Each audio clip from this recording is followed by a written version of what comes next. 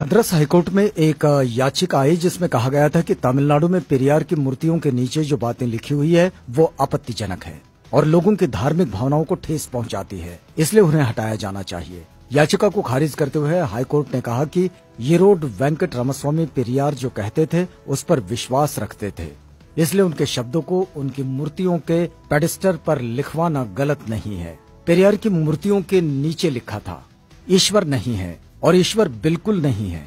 जिसने ईश्वर को रचा वो बेवकूफ है, जो ईश्वर का प्रचार करता है वो दुष्ट है और जो ईश्वर की पूजा करता है वो बर्बर है।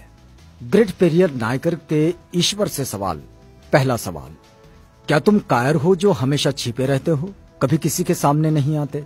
दूसरा सवाल, क्या तुम खुशामद परस्त हो जो लोगों से दिन रात पूजा अर्चना करवाते हो? तीसरा सवाल, क्या तुम हमेशा भूखे रहते हो जो लोगों से मिठाई, दूध, घी आदि लेते रहते हो? चौथा सवाल, क्या तुम मांसाहारी हो जो लोगों से निर्बल पशुओं के बलि मांगते हो? पांचवा सवाल, क्या तुम सोने के व्यापारी हो जो मंदिरों में लाखों टन सोना दबाए बैठे हो? छठा सवाल, क्या तुम व्यभिचारी हो जो मंदिरों में देवदासियां रखते हो?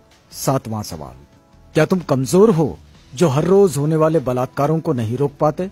आठवां सवाल, क्या तुम मूर्ख हो जो विश्व के देशों में गरीबी, भूखमरी होते हुए भी अरबों रुपयों का अन्न, दूध, घी, तेल बिना खाए ही नदी नालों में बहा देते हो?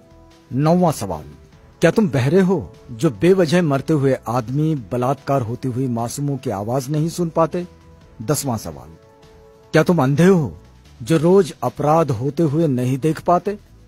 11वां सवाल, क्या तुम आतंकवादियों से मिले हुए हो जो रोज धर्म के नाम पर लाखों लोगों को मरवाते रहते हैं? 12वां सवाल, क्या तुम आतंकवादी हो जो ये चाहते हो कि लोग तुमसे डर कर रहें? 13वां सवाल, क्या तुम गूंगे हो जो एक शब्द भी नहीं बोल पाते लेकिन करोड़ों लोग तुमसे लाखों सवाल पूछते हैं? 14वां सवाल, क्या तुम भ्रष्टाचारी हो जो गरीबों को कभी कुछ नहीं देते जबकि गरीब पशुवत काम करके कमाए गए पैसों का कतरा कतरा तुम्हारे ऊपर न्यौछावर कर देते हैं? 15वां सवाल, क्या तुम मूर्ख हो कि हम जैसे नास्तिकों को पैदा किया जो तुम्हें खरी खोटी सुनाते रहते हैं और तुम्हारे अस्तित्व को ही नकारते हैं? 5 मिनट का समय निकालकर जरूर पढ़ो भगवान के कारनामे। नास्तिक होना कोई आसान नहीं। कोई भी नासमझ इंसान ईश्वर के अस्तित्व को मानकर फ्री हो जाता है, उसके लिए उसे बुद्धि की जरूरत नहीं होती, लेकिन नास्तिक होने के लिए दृढ़ विश्वास और साहस की जरूरत होती है। ऐसी योग्यता उन लोगों के पास होती है जिनके पास प्रखर तर्क बुद्धि होती है। अंधश्रद्धा ऐसा केमिकल है जो इंसान को मूर्ख बनाने में काम आता है। पेरियार ईवी रामास्वामी। आप देख सकते हैं हिंदू धर्म का विचित्र इतिहास। पेरियार लिखते हैं, मंदोदरी मेंढकी से पैदा हुई थी, श्रृंगी ऋषि हिरनी से पैदा हुए थे, सीता मटकी से पैदा हुई थी, गणेश अपनी मां के मैल से पैदा हुए थे, हनुमान के पिता पवन कान से पैदा हुए थे, हनुमान का पुत्र मकरध्वज था जो मछली के मुख से पैदा हुआ था, मनु सूर्य के पुत्र थे, उनको छींक आने पर एक लड़का नाक से पैदा हुआ था, राजा दशरथ की 3 रानियों के 4 पुत्र जो फलों की खीर खाने से पैदा हुए थे, सूर्य कर्ण का पिता था। भला सूर्य संतान कैसे पैदा कर सकता है? वो तो आग का गोला है। ब्रह्मा ने तो 4 वर्ण यहां वहां से निकाले, हद है। अछूत का बनाया हुआ चमड़े का ढोल मंदिर में बजाने से मंदिर अपवित्र नहीं होता।